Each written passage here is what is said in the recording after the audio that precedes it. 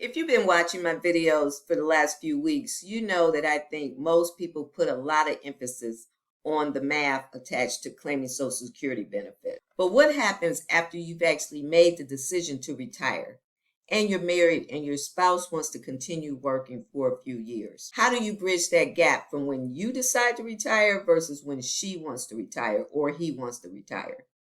Do you start collecting Social Security? Do you incorporate your pension if you're 65 and older?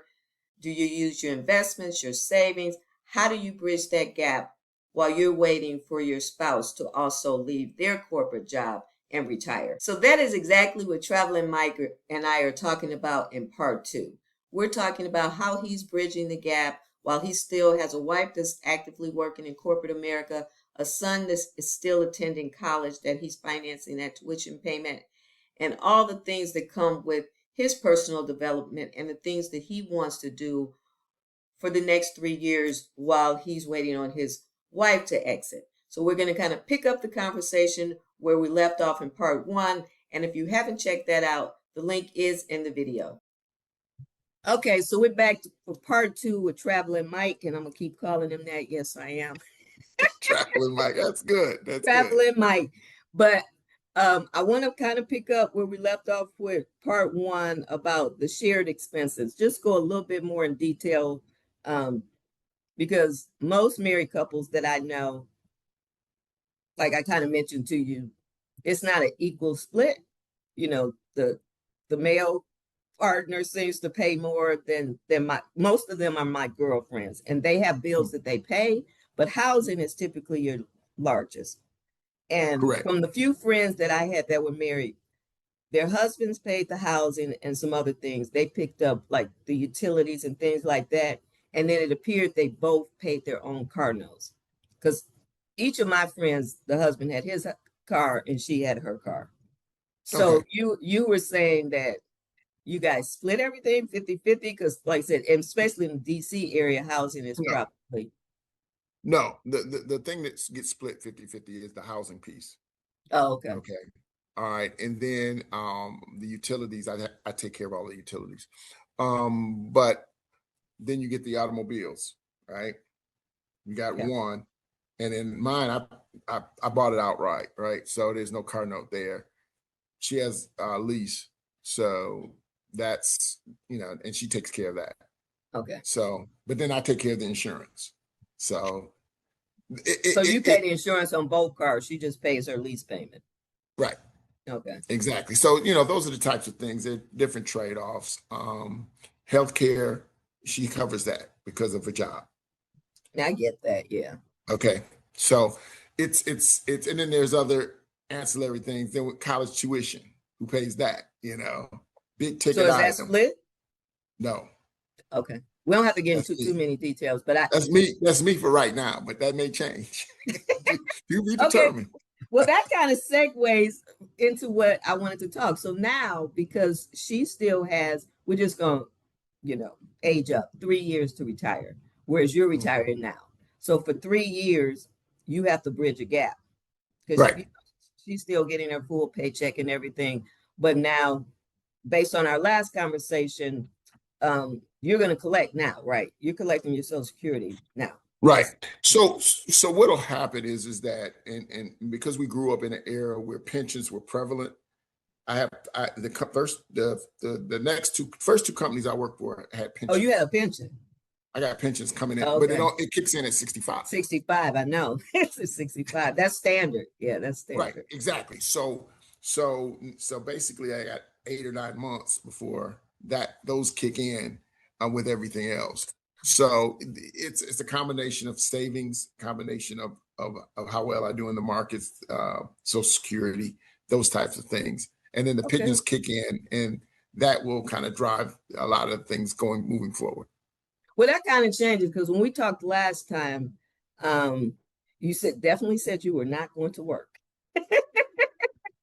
I didn't change that part. No, that's what I'm saying. But I didn't realize because most companies now don't offer pensions. Like back in the day, it was, back in the day, it was standard almost. Right, exactly. And so that's where we are. And those back in the day companies. I got a little one.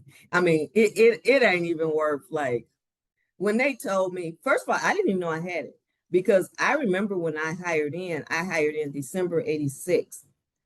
And that was the year that they decided not to offer it anymore. So I didn't even know that I qualified because I was like right the week before Christmas or something, like the end of the year. So when I got this letter, MetLife tracked me down years ago, saying I had this pension at Merrill Lynch. I'm like, really? I got like excited. When they told me how much it was going to be, I'm like, I can't, like, what you want me to do with that? But I told them, Right. like, starting 87 going forward, anybody that hired in, they didn't qualify. So everybody prior to that, we have this annuity plan. But like I said, I literally got like 2 weeks or whatever in that window. So it's very small. And nowhere else that I worked for after that offered a pension. Right. But that kind of bridges the gap. So that does kind of change somewhat of the things I was going to ask, because I thought you were strictly Social Security, and then you had said you would use your investments to bridge the gap. So for 3 years, I'm gonna have to get a little personal because you said you split the housing, and then you have other things that you pay. Will that change with you in retirement, or you still that's still on your plate to still honor that commitment, even though she's actively employed and you're retired? I was still under that commitment. You're still okay. Yeah. All right. So you got your Social Security coming in, whatever that is. At 64, it'll be a little bit more than mine. You're not quite at the 67 number, but you're still. And then you got, No, not yet. yeah.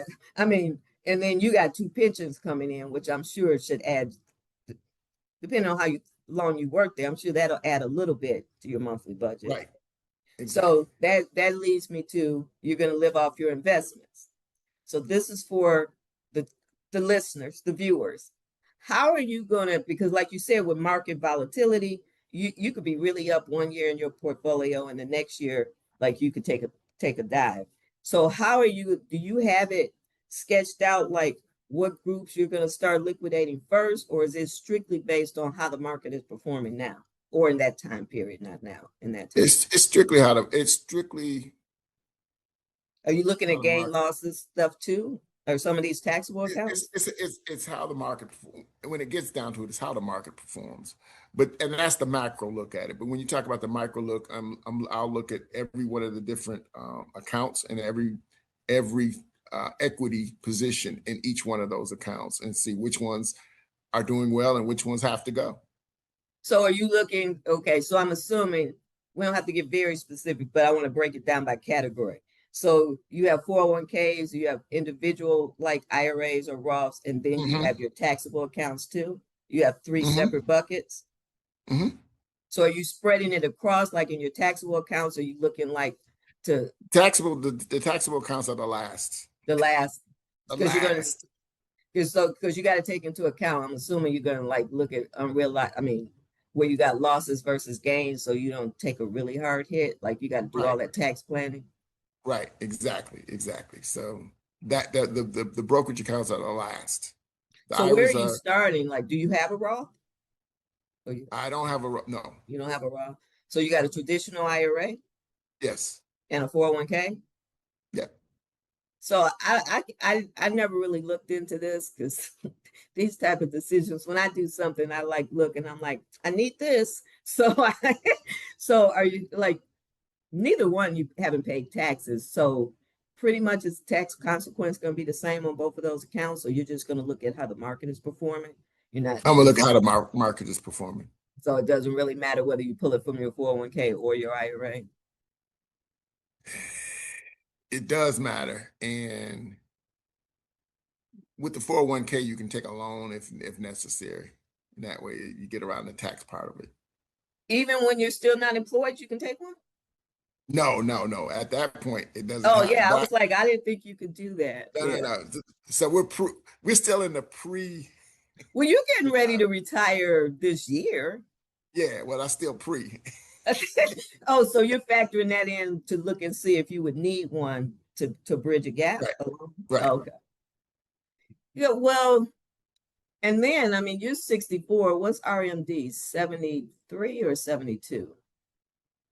minimum retirement, the required distribution. Is it 72 or 73? I thought it was 72.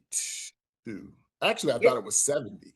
it's like the April, I think the year following when you turn, I thought it used to be 70, like before 70 and a half or something, but for some Right. reason, I was looking at something the other day. I'll put it in the notes, I'll clarify, but for some reason, I thought I saw a different age, like they had moved it. Um, because I'm trying to figure out how much planning you did. So did you factor that in? Because at that point, you got to start taking a certain amount. Yeah, and that's one of the things that one of the financial planners has been telling both of us is that, and what a lot of people don't realize is that if you do well in the capital markets, there's a tax bill that's going to be due eventually, and that's at that 72, and it's a tax bomb. And what they'll do is they will come in and they will help you manage through that. So they've and not just the ones we have, but others. You'll see them on TV. They said there's a tax bomb. They call it the tax bomb is ticking, and you may be doing what, but the bomb is coming. They kind of scare you into that mode. I saw a video about that on YouTube, and they were saying like people have saved all of this and they never Right. really factored in. You saved all of this, and now how taxes are going to eat you alive if you don't plan accordingly because you Correct. saved for it, but you didn't really take into consideration when you started withdrawing, the mandatory withdrawals, like all of those things. I guess the average person does not take into consideration, and they Right. said, and if you don't plan accordingly, the IRS is going to get theirs. Like they coming for their piece, and you almost have to, I think, use a professional to keep it at a minimum, like so that Right. you don't, because most people, including myself, I don't really keep up with all the tax law changes anymore, and sometimes you Right. don't know what you don't know. Like, Right. because No, like no, I said, no. I'm going to put it down. It used to be 70 and a half, but I'm not sure that it's that anymore.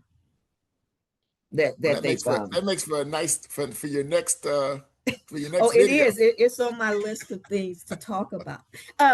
So the next thing I want to kind of, because I don't know, I don't think you did this, but maybe you can speak on it. So as a married couple, you're going to have two Social Security checks coming in the house. But based on our prior conversation, I don't know how much the two of you have talked about it, but she will come in at the maximum because she's waiting. She's waiting to 70. So pretty much after 70, but you're not going to come in. So just based on how we, the conversation in part one, that wasn't a part of the plan, right? Like you didn't take into consideration, you're going to come in a little less than what she would come in because she's coming in at the max, but you're not. That wasn't a part of the conversation. You just got up one day and said, yeah, I'm ready. I'm ready. I'm checked out. Forget those last 6 years, girl. I got to go. Yeah, I've checked out. Yeah, I thought about that the other day after we talked. I was like, well, you said she wants to finish some things in her career, but she's actually Right. going to max out too. Like, she'll take it to past full retirement age. And and I have a friend that's doing that too. Even though at full retirement age, they can still work and not collect. But she wants, what is it usually about? I forgot the percentage between full retirement and 70. They tell you how much more you'll get if you, like percentage wise, if you wait Correct. those They do. last 3 years. They Do you have know what little it models is? that come out. They have little models. Yeah, as a matter of fact, I think something did come just recently with the different models that the Social Security Administration sent over. Yeah, because I was telling her, like, she's full retirement age this year. And I was like, well, she works at a law firm. She's not a lawyer, but she works at a law firm. And I was telling her, I was like, well, you can still claim and work full time. But there's a difference. Like I said, I think it's like 8%. I want to say 8%. That's exactly right. Is that what it is? That's Yeah, it's another exactly 8% if you wait. So I guess. But when you look at the models that they put together, you're like, that is it? Because it's not that. It's not dollar wise, it's not a lot to me. Right. Exactly. It's not like it's earth shattering. And you're like, okay, That's cool. Don't get me wrong. That's cool, but That's it's what I was not gonna like say, because all of that's swing the relative. decision. Yeah, it's all relative. It's like where people are in their finances. Like, with me, I considered other things, like even though I probably could use that extra whatever it was, it just mentally and everything else, that like I like my lifestyle, just being able to get up, the time freedom I have, and work on building something that builds my legacy versus somebody else's legacy. Because I still probably work just as many hours per day as if I was in corporate, but it's a Mhm. whole different energy and vibe working for myself. Right.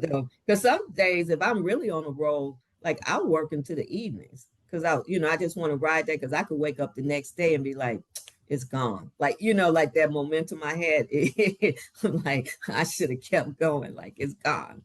But the other thing, so you come into these 3 years, you said you're still going to honor the commitment, and then Absolutely. you have your personal development things that you're going to go do. But when you guys reach, what's 3 years from now, 2029, when she retires, Okay. like, do you think like everything's going to remain status quo? Because you've implied that DC's not the landing place. So are you, like, is your housing, you're relocating somewhere where your housing might decrease? Like, what does that time period look like? Will your And, expenses and, go and up or down? hopefully they go down. Factoring in the Since I live in, travel too? since I live Factor. in one of the most expensive tax states in the country, hopefully it goes down. Um, it depends on, and let my wife tell it. It depends on where our son wants to set up shop. So if he wants to come back, that's cool. We'll stay. We can probably stay here a little longer. But if he wants to move to another state, we want to probably be closer. She wants to be closer. And I'm like, okay. Oh, okay. So, Unless it's crazy. Now, if he gets a job in Seattle, that's not gonna happen. well, Yeah. the only thing, although you say the East Coast winters aren't like Detroit winters, like I said, No. weather factors in for me. It's not a deal breaker, but that's why I reconsidered Detroit, because I was like, can I handle those winters? I've been gone for a while. Because last winter in Detroit, it was rough. Like they had extended periods where they were below zero. Like, I don't know if you remember, they closed the schools and stuff. And I don't really know, after living in Vegas and even coming down here to Atlanta, I haven't experienced a winter in some time. So that is in my, I had to put that back into my list of things I'm looking for while I'm trying to figure out where I'm going to land. That I think I am going to factor the weather in. Like before, I took Hmm. it off the table because to me, everybody's weather is a little crazy right now. It's not what it typically is. Back in the day, you could say, "Oh, if you move here, this is normally what they get." Like everybody's getting things that are outside of the norm. Yeah. Well, So weather plays a factor, but it's a small factor. it's not a huge factor, but it is a factor. Like, because I went home last February to Detroit. That was the first winter I had experienced. It was cold, and I Yeah. and I It's a was like, damp cold. it was cold. So yeah, it moved up on my list. So you said you think they'll go down, but you're talking about traveling a lot. So when you're looking at your retirement lifestyle, like when I'm looking at mine and I'm creating my budget, I'm factoring Hmm. how much travel will cost me too. Like that's a part of my budget. Are you not including that in your budget, or are you just looking like at your day-to-day lifestyle expenses? I'm looking at the day to day. I'm looking at the day to day stuff, quote unquote, expenses more so than the travel. The Are you travel. are you setting up like a travel fund? Because I mean, if you travel, as maybe you implied, like because you want to travel more, that becomes, I, well, I don't know, maybe it'll be the same amount. Let me back up. Maybe that Well, should be the question. well, Is your well, travel gonna increase, or are you gonna travel about the same as you do now? I probably would travel more. I mean, it's one of those things where, again, no car note. So that car note would be probably is going to be the travel ex facto travel money. Are you If saying I her had a car car note note, or your car note? no car. There's no car note from on my side of the ledger. keep forgetting about that line, Yeah, they're lines. There are lines. No, so I guess you said you own your car outright, so you already don't have a car note in your budget. Right. Exactly. So So if I stay in that zone, then the $300, $400, $500 a month that I would have would, now it goes to travel. are you doing that now? I guess that's what I'm asking. I'm paying college tuition now. Well, okay, so let's go there. I actually did have that written down, but you kind of brought it up. You're paying it now. He's going into his senior year. Are you anticipating he's going to go for another degree after his undergrad? He's going to go for a master's degree. I know that already. So you have how many more years? I have 2 more years. I got a senior year and the following year. That puts him at a master's after that? Right, because what they did is they front loaded his classes. It's a program that gives you the master's after 5 years. Oh, so they okay. front load everything, and so it's equally divided. Then it's equally divided amongst the I guess all the whole 5 years, as opposed to, the first couple of years is kind of light, and then it kind of builds up. It's been heavy straight across. So really, so if that's 2 years, that puts him out of school before she retires. Correct. So that changes the budget. Because for that last year, I'm not saying what you're paying for tuition. You no longer have that. Because I guess Correct. I'm trying to figure out, like, to travel a lot, you have your basic lifestyle expenses, but I had done a video that I was saying, like, in retirement, if you start talking about doing things that you don't do in life now, your expenses could actually go up and not decrease, depending on what you're planning on doing in retirement. Like for me, mine will definitely increase because I don't travel like that now. And I haven't traveled outside the United States, which would be a whole different type of trip. But if I started doing that more frequently during retirement, I now have an expense that I didn't have before. Because I told you, I keep a budget in a spreadsheet. And so, I have all of my expenses, and then I allow for like the miscellaneous or, the irregulars that are only quarterly and things like that. But when I get to a point where my business is flowing, it doesn't require like right now, it requires my attention every day. When I get to a point where that doesn't happen and I can travel, because I don't want to travel and have to go back to my hotel and work. I want to get to a point when I'm traveling and I'm enjoying the trip. That means that's an expense that was not in my budget before. Right. But so that I don't get hit with this big lump sum, we'll just say 15,000 to travel Europe for 90 days. So so that I don't get hit with that all at once, I would probably break it up to fund it, like make it a line item in my budget and start funding it as a travel account. So you're not doing that. You're just gonna you're not gonna take the. Let me.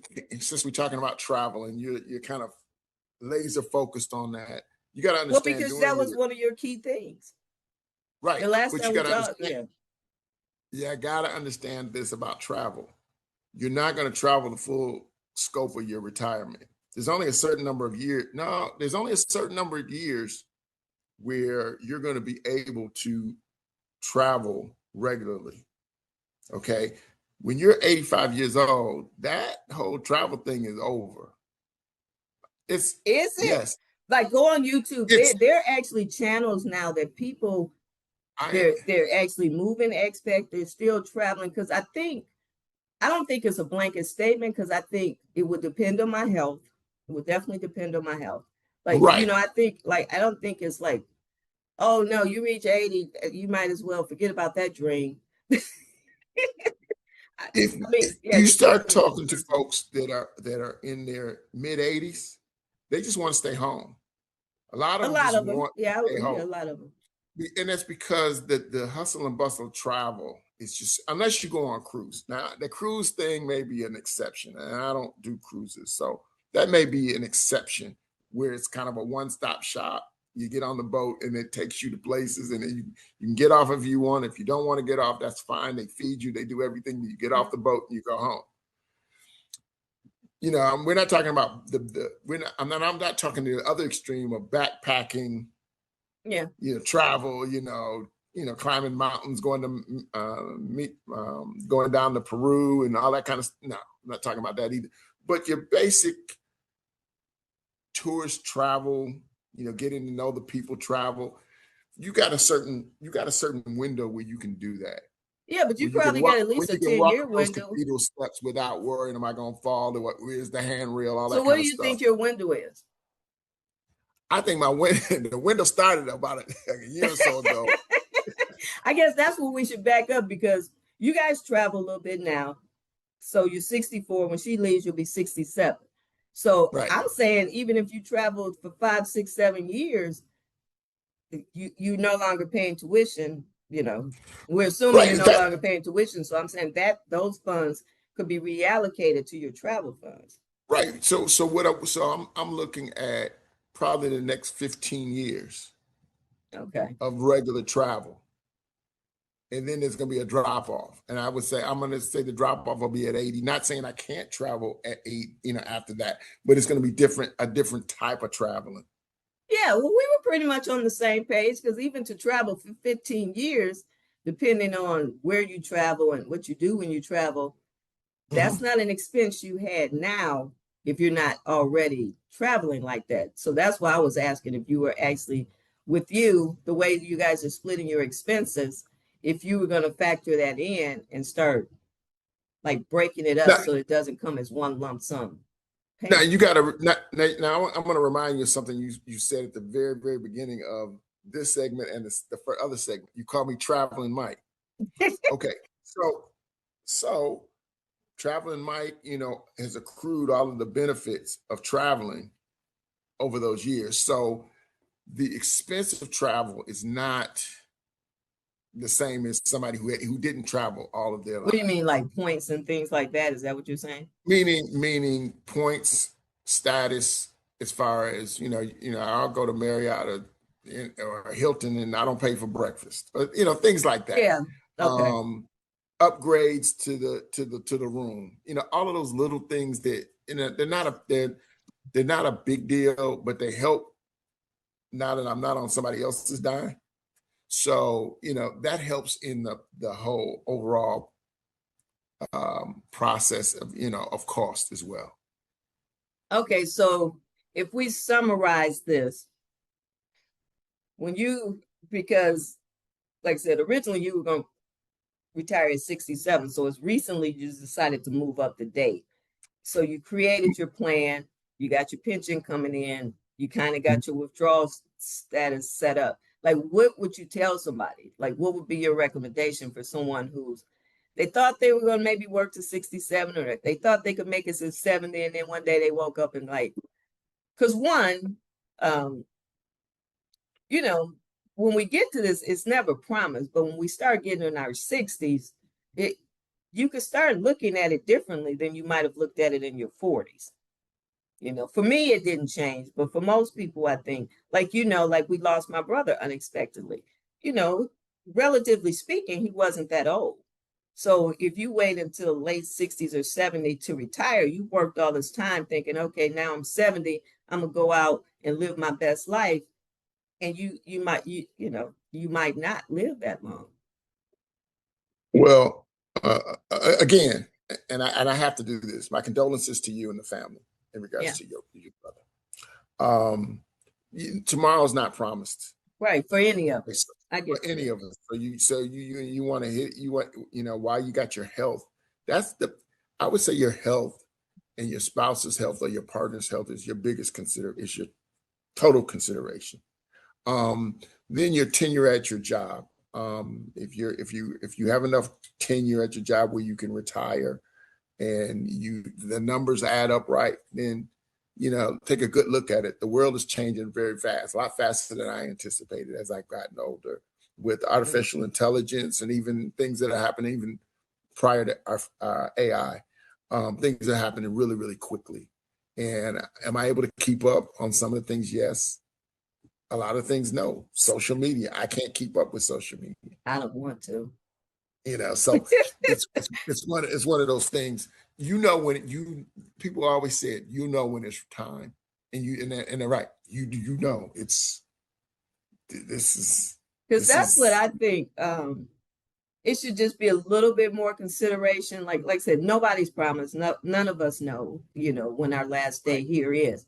But when you start getting to this point, and if you take it all away, how many years do you really have to just go out there and do all the things that you thought, and not all the things, but you know what I mean. Do the things that you thought you would do in your lifetime. The window starts shortening depending on what type of job you have. All of these things, it's too many variables to just put it in one container. But Right. like as I started, because I even started to reassess how long I would actively want to run my business. And that's why I'm trying to get it set up more on a autopilot where so it's more passive income and I don't have to be so much actively involved because I'm 63 and there's a certain point, there's some age I haven't figured out what it is.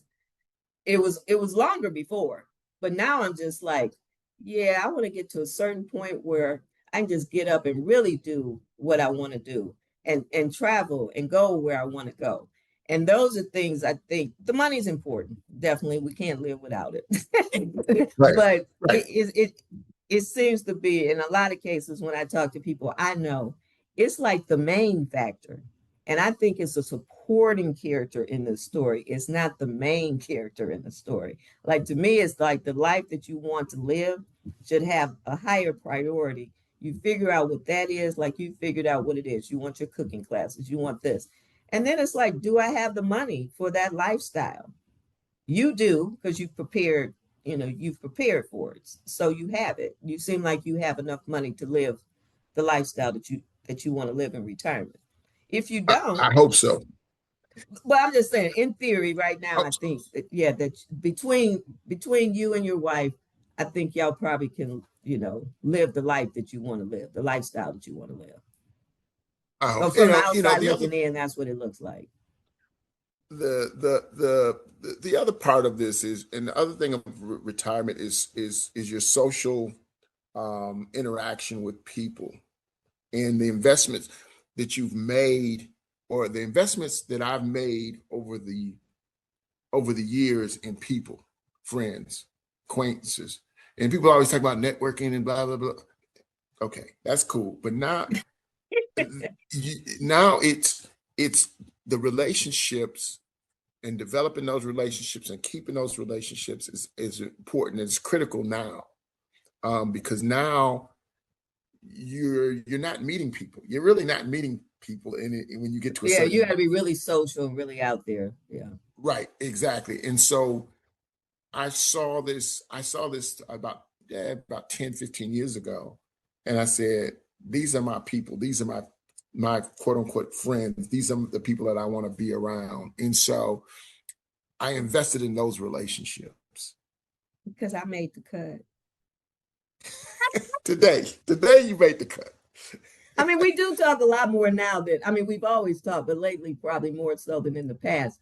But on that note, that is actually, I've been seeing that a lot, that people were saying it's not just the money, you have to factor in, like you said, that your social life, because people feel like now that they're not at work, especially since, a lot of companies made you come back, that they're feeling isolated. So It's called social isolation. That's yeah, exactly what it's called. so that they're feeling like they've retired. And I actually saw, I think it might even be a YouTube channel for it. I was doing something and she was saying she didn't take it into consideration. Like without going to work and, you're interacting with people on a daily basis, how isolated she would feel in retirement. I think because I'm kind of a loner by nature, that hasn't hit me in the same. There is a difference. Like I have noticed a difference since I moved here that I'm not interacting with people as much as I did when I was living in Vegas. I don't feel isolated, but I can feel the difference. But that is like I hadn't really thought about it before I saw her video. That I was like, yeah, it's not just the check, it's not just your lifestyle. It's also like, what are you going to do now that you don't have that daily interaction that you would have when you go to work? Right. And that's when, and for that reason, that's why I looked at the people that I went to college with, the people that I went to high school with, and some of the people that I worked with along the way that I really enjoyed being with, and reaching back and continue to interact with them, call them up, text them, hey, how you doing? Or happy birthday. I know it's your birthday, your anniversary, how the kids doing, and you name each one of them. And it's kind of by design that, there's a time that's coming, and it's here, that you're going to want to interact with those folks, because everything is kind of closing, Well, shutting your down circle on you. starts to shrink. It definitely starts Right. to shrink. And for us now, like, well, my circle's always been small, but it is getting smaller. And plus, like, we're in different locations too. Like, Right. I talk on the phone more with people than I actually see them, because Right. we Oh all yeah, live in, yeah, absolutely. we actually all live in different parts of the country. But I'll probably wrap it up with that, because that is something to take into consideration. You're looking at when to claim your benefits, but also, like, what are you going to do? How are you going to keep yourself, you know, involved? Like, what are you going to do to keep yourself active and socializing with other Well, people? it again, we can go back with building on those relationships of the past. And then I See, I'm not started, as good as that as you are. Like, I do struggle with that, I will say. well, I try to keep in touch with people, but I'm not as good at it as I probably need to. well, well, I'm not gonna go down that path, but no, you do a good job of which when you want to do it. um, so anyway, to make a long story short, the social, for men, the social isolation is very, it's one of those things that we shut people out, we shut them down. We're very insular. As we get older, we can handle it. I'm not going to the doctor, I'm not going to do this, and I don't need that person or that. So we narrow that window very, very tight. And so I'm trying to keep the aperture of that wide as I can. So And it's anyway. probably, um, this will be the final thing. Being married, that will make a difference too, because at least you're not alone. Like, when you're single, you're alone, you're living alone like that. That's a whole nother video, but I think probably it's I don't know statistically, so I'm not going to speak on it. But if you have a partner, at least you have that partner to travel with, to do things with, to socialize. But when you're single and living alone, I'm sure the isolation probably sets in a lot faster. I'm sure you're right. I'm sure you're right. And one of the things is that you got to, even with a partner, you still have to know what's out there in regards to your male counterparts, because they always can bring something fresh and new to your life. No, I They, agree, because I think married couples, it should be you have your life, I have my life, and then we come together. Like, some people are so joined at the hip. It's like, I think you should have your own interests, but we're gonna have to leave it right there. And next time, I don't know. I think we should focus more on the financial part of it, the investment part. I think that okay. there are a lot of videos trending where people have not saved adequately for this time period, and that they think they don't have time. You don't have as much time. You're definitely not going to compound like you would have if you had started in your 20s and 30s, but you do still have time depending on when you need the money. It just might be different things.